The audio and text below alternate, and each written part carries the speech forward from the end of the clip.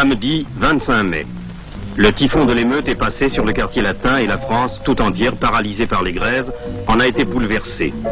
Les menaces du lendemain ont réuni autour d'une table gouvernement, syndicats et patronat qui, discutant jour et nuit sans désemparer, parviennent à un projet d'accord aussitôt annoncé par le Premier ministre. C'est le caractère extraordinairement sérieux de la crise actuelle qui seul a permis d'aboutir à des concessions aussi importantes.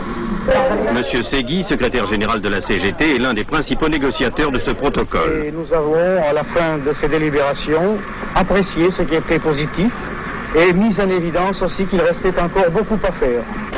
Mais lorsque le lundi 27 mai, le leader de la CGT présente aux grévistes de Renault le résultat de ces négociations, coup de théâtre, la base refuse d'entériner les accords. À ces revendications s'ajoute une exigence politique, l'instauration d'un gouvernement populaire.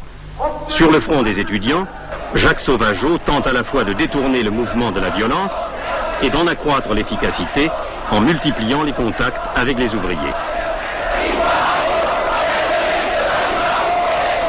Le rassemblement du stade Charletti, déconseillé par la CGT mais suivi par certains ouvriers, se déroulera et se dénouera dans l'ordre, après avoir suscité par son importance la crainte de nouveaux troubles.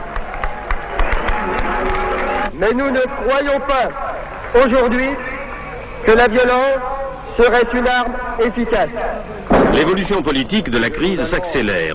Dans une conférence de presse, François Mitterrand envisage, après le référendum, la succession présidentielle. C'est le même combat, je suis candidat. Il met en avant, pour présider un gouvernement provisoire, le nom de Mendès France, qui déclarera être prêt. Mais les rencontres fédération communiste révéleront bientôt que le parti de Waldeck-Rochet répugne à la désignation d'un homme miracle. Le sommet syndical, débordé par la base, s'est rallié à la politisation du mouvement revendicatif. Jusqu'ici, le pouvoir ne s'est guère manifesté que par son désir de négocier.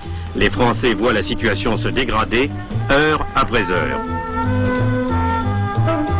Le jeudi 30, au retour d'un mystérieux voyage, suivi d'une halte méditative à Colombey, le général de Gaulle préside un conseil, le dernier pour plusieurs ministres, puis il fait connaître au pays ses décisions.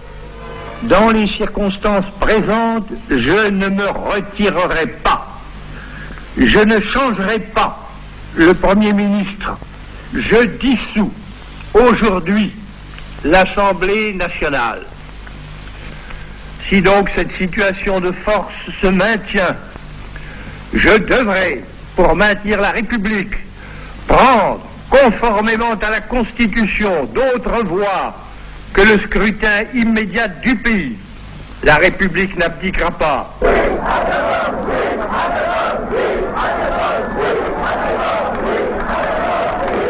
En un instant, le pouvoir, ce fruit mûr prêt à être cueilli, est devenu acide et hérissé de piquant.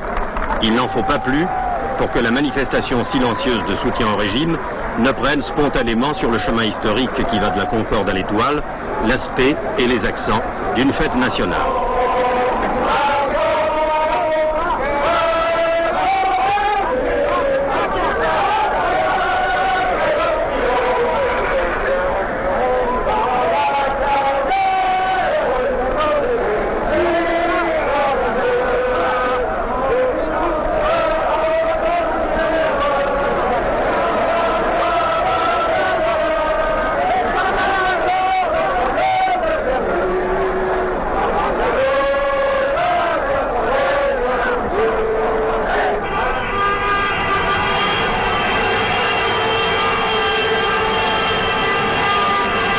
Le processus engagé par le discours du 30 mai est déjà en marche.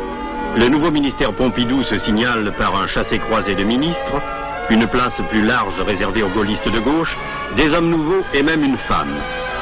Le problème social sera, avec le problème universitaire, son principal souci. Le coup de tonnerre du discours présidentiel a retenti au cœur de la Sorbonne, toujours occupée.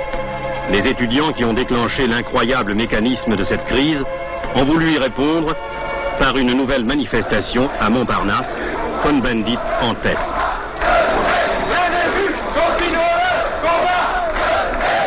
Mais en cette fin d'une semaine historique, qui était le début d'un long week-end de Pentecôte, Leur contestation semblait avoir moins de réalité que le soleil, l'essence revenue, et avec elle le désir d'évasion. Dans Paris, déserté soudain de son tumulte, la civilisation de consommation prenait sa revanche. Mais les Français et leur gouvernement savent maintenant à quel point elle est fragile et avec quelle violence l'orage peut éclater dans un ciel d'été.